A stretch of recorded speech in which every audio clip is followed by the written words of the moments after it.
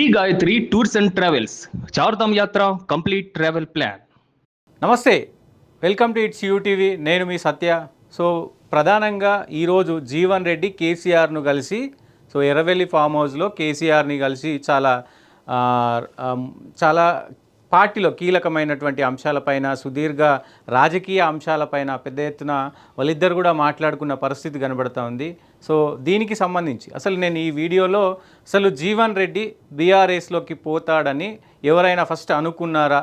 So ఎందుకు Jeevan Reddy party నుంచి అంటే కాంగ్రెస్ పార్టీ నుంచి బీఆర్ఎస్ పార్టీలోకి ఎందుకు వెళ్ళాల్సి వచ్చింది? అంటే ప్రభుత్వం ఉన్నటువంటి కాంగ్రెస్ ప్రభుత్వంలో ఉన్నటువంటి ఆయన ప్రస్తుతం ప్రభుత్వం ఇక్కడే ఉంది, మరి ప్రభుత్వం వాళ్ళ దగ్గరనే ఉంది, కాంగ్రెస్ పార్టీదే ప్రభుత్వం ఉంది. కానీ అపోజిషన్ పార్టీలోకి వెళ్ళడం అనేది ఎవరు కూడా ఊహించరు. పరిస్థితుల ప్రభావం వల్ల ఆయన మరి బీఆర్ఎస్ పార్టీలోకి వెళ్తున్నాడు అనేది ఖచ్చితంగా కనబడతా ఉంది. ఈ 20 తారీఖు రోజున మరి ఆయన బీఆర్ఎస్ పార్టీలో చేరుతారు. పెద్ద ఎత్తున ఆ సభ ఉండబోతుంది. సభలో కేసీఆర్ అధ్యక్షతన ఆయన కేసీఆర్ చేతుల మీదుగా కండువ కప్పించుకొని ఉన్నారు అనేది కూడా తెలుస్తూ ఉంది. సో ఇప్పుడు దీనికి సంబంధించి మనం గతంలోనే వచ్చిన సమాచారం మేరకు, మనకున్నటువంటి సమాచారం మేరకు కూడా దాదాపు ఒక 3 నెలల క్రితమే జీవన్ రెడ్డి ఖచ్చితంగా బీఆర్ఎస్ పార్టీలో చేరుతారు.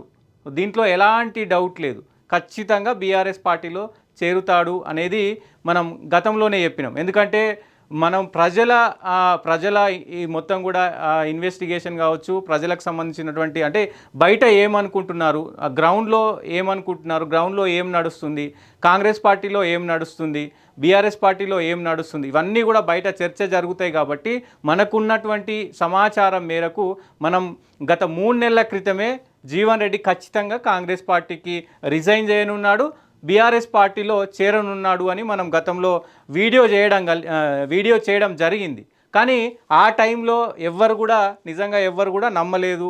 సో ఇక్కడ కొంతమంది మా వాళ్ళు కూడా ఆ న్యూస్ మనం కొట్టిన తర్వాత అది అయ్యే పని కాదు. సో 42 సంవత్సరాల సుదీర్ఘ అనుభవం ఉంది జీవన్ రెడ్డికి కాంగ్రెస్ పార్టీతో.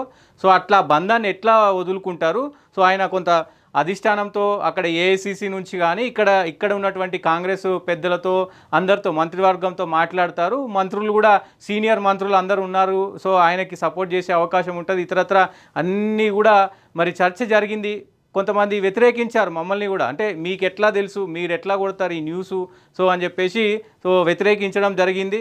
కానీ మనకున్న సమాచారం మేరకు ఖచ్చితంగా అంటే జరుగుతున్న సిచ్యువేషన్స్, ఎందుకంటే గతంలో కాంగ్రెస్ పార్టీ నుంచి అనుభవం ఉన్నటువంటి వాళ్ళు బీఆర్ఎస్ పార్టీలో చేరిన పరిస్థితి ఉంది.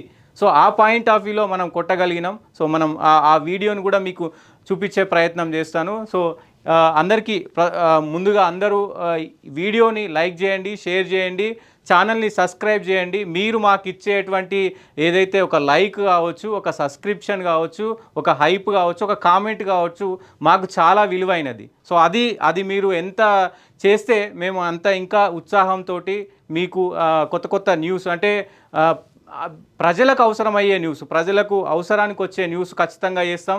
మీకు ఏదైనా మా నుంచి కావాలనుకుంటే కూడా కామెంట్ చేయొచ్చు, ఆ వీడియోలు కూడా మేము చేసే ప్రయత్నం చేస్తాం. సో ప్రధానంగా మనం చూద్దాం జీవన్ రెడ్డికి సంబంధించి. గతంలో మనం ఏం చెప్పినాం చూడొచ్చు. 2 months క్రితమే అంటే సంజయ్ ఏదైతే గాంధీ భవన్ సాక్షిగా సంజయ్ మరి జీవన్ రెడ్డిని అవమానించారో అవన్నీ కూడా మరి మీకు చూపించే ప్రయత్నం చేస్తా.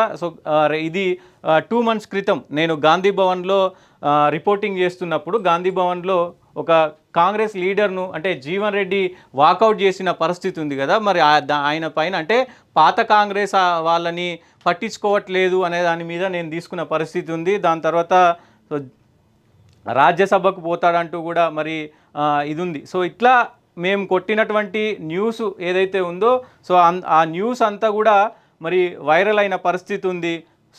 ఏదైనా ఖచ్చితంగా జీవన్ రెడ్డి చేసినటువంటి ఈ వ్యవహారం జీవన్ రెడ్డి పైన మేము చెప్పినటువంటి మొత్తం కూడా వర్కౌట్ అయిన పరిస్థితి కనబడతా ఉంది. డెఫినెట్గా ఈ వీడియో చేయొచ్చు. మేము 2 months కింద కొట్టినాం కాంగ్రెస్కు గుడ్ బై జీవన్ రెడ్డి, కాంగ్రెస్కు జీవన్ రెడ్డి గుడ్ బై. ఇది 2 months కిందనే మనం చెప్పగలిగినాం.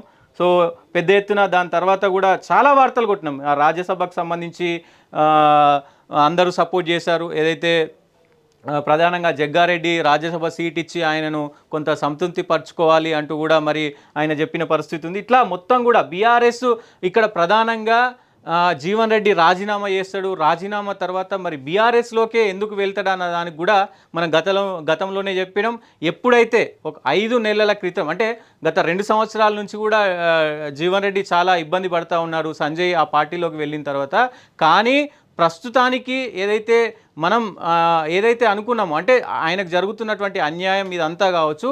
సో 5 నెలల నుంచి కొంత పీక్స్కి వెళ్ళిపోయిన పరిస్థితి ఉంది. సర్పంచ్ ఎన్నికలు కావచ్చు, సర్పంచ్ ఎన్నికల సమయంలో, అలాగే మున్సిపల్ ఎన్నికల సమయంలో పెద్ద ఎత్తున కొంత ఇబ్బంది కలిగింది. ఆయనకు చాలా అవమానించారు. సో ఆయనకు కావాల్సినటువంటి వాళ్ళకు ఇవ్వకుండా సంజయ్కి కావాల్సినటువంటి వాళ్ళకు ఎక్కువ సీట్లు ఇవ్వడం, ఈ కౌన్సిలర్ సీట్లు ఇవ్వడం ఇవన్నీ కూడా జరిగినాయి.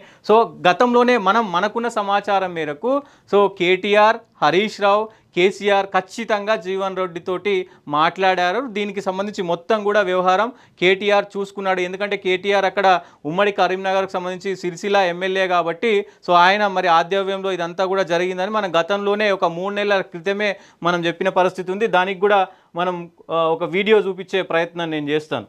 సో ఈ వీడియోని మనం గత 2 months క్రితమే కొట్టిన పరిస్థితి ఉంది. సో మనకున్నటువంటి సమాచారం మేరకు ప్రధానంగా ఇక్కడ మరి బీఆర్ఎస్లోకి జీవన్ రెడ్డి అనే మనం వీడియో చేసినాం. దానికి సంబంధించి ప్రధానంగా ఇక్కడ కేటీఆర్ చాలా క్రియాశీలకంగా ఇక్కడ వ్యవహరించాడు. అప్పటి నుంచే దాదాపు 5 నెలల క్రితం నుంచి కూడా ఇదంతా వ్యవహారం నడుస్తుంది అనేది మనం గతం నుంచి కూడా చెప్పుకుంటూ వస్తున్నాం. కాంగ్రెస్ పార్టీ కొంత సీనియర్లను దూరం పెడుతుంది అనేది కూడా అంటే వాస్తవానికి అక్కడ ఏం జరుగుతుందో అనేది మనం చెప్పినాం.